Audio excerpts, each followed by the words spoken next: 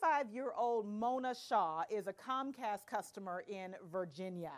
She ordered the Comcast bundled service. Any of you have bundled service from cable? She got high-speed internet, cable, and the landline telephone. She's very excited about saving money on this service. But then the tech didn't show up on the designated day.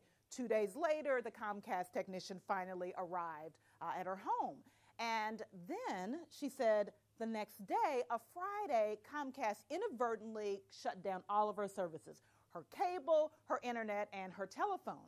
Well, Mona cut off her regular landline phone when she subscribed to Comcast, so now she has no telephone service, and she couldn't even call Comcast to complain.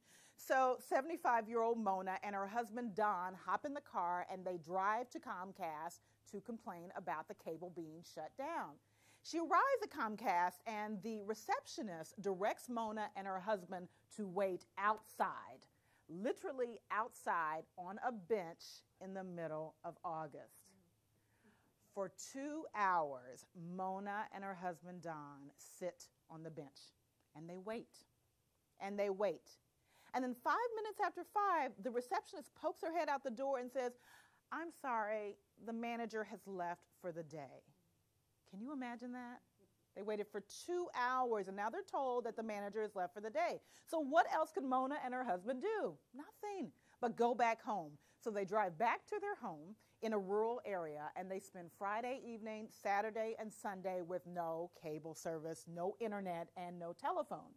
Well, the next Monday morning, Mona gets up, she gets dressed, she puts on her makeup, and she goes out to her garage, and she grabs a hammer. And she tells Don, "We're going back up to Comcast." Now, Don had been married to Mona over 50 years. He knew by now, don't question anything. He drives her back up to Comcast, and Don says before he even got the car to a full stop, she hopped out of the car with her hammer. Mona heads straight for the receptionist, who the past Friday left her sitting on the bench. She goes up to the receptionist with her hammer and begins to bust up the computer keyboard. Then she goes for the screen, and then next she heads for the switchboard operating system. She smashes to smithereens every piece of equipment in front of her. And then she says to the yeah, go Mona! And then she says to the receptionist, holding her hammer, "Do I have your attention now?" Now, by the time it was all over, Mona was given a 3-year suspended sentence for disorderly conduct. She was fined $345, and then Comcast gave her a restraining order for 1 year. She could not go to that office for 1 year. I want to show you Mona Shaw. This is the actual Mona Shaw holding the famous hammer. Overnight, Mona became a media sensation. She was covered in primetime news stories, the subject of hundreds of blogs. She appeared on Oprah, which is where I got to see the story and hear her version for the first time. YouTube videos, many people praising Mona for her behavior. Overnight, she became a media sensation, while Comcast was left with their reputation irretrievably damaged. Now, what do you think? Was Mona Shaw justified? Was she justified with what she did?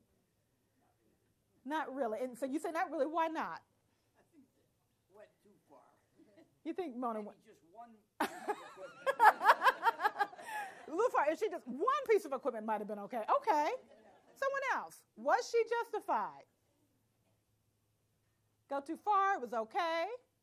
What do you think? Went too far. So it sounds like you're saying, yeah, went too far. So no one says, yeah. No, we got a little applause earlier from Mona. So what do you think? Do you think it was okay? I think everybody would have the desire to do something, but never actually execute the action that she did. Yeah, so I thought you were going to say she came in with the hammer and said, if I don't get my service, I'm going to destroy this entire... So more of a threat rather than actually carrying it out. Right, yes. Well, so I think most of us can agree, yeah, probably a little far. So maybe if she'd come in and made a threat, that might have been okay. Maybe. How do we end up in this place? Say that again? Hammering home the point. Hammering home the point. I like that. Now, I have to say, after this incident, T-shirts were printed up with Mona Shaw, her silhouette, much like the Charlie's Angels silhouette with the women holding the guns.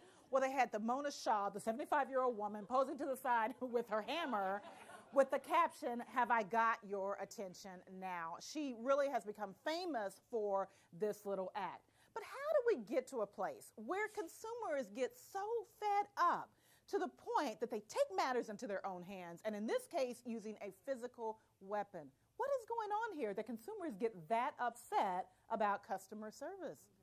You know, I think consumers today are saying, I've had enough. This is much too much, and I'm going to get the service that I deserve by any means necessary. For 75-year-old Mona, that was not just making a threat, but that was going in with a hammer and getting the attention.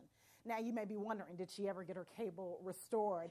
That was one question Oprah asked her, you know, whatever happened with that? And she said, well, by the time I got home after all of that, my cable was on, my internet, and my telephone. So I don't know if the hammer did it or if they just happened to get it together.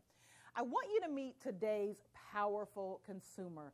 Consumers are fed up with shoddy service. They are fed up with unresponsive companies, and many are taking matters into their own hands. Fortunately, not most of them with weapons, but many are arming themselves with blogs, with Twitter, with their keyboards to lash out attacks against companies for being unresponsive. And as companies, we have got to take note of that. Sadly, Mona Shaw's display of her power as a consumer was not an isolated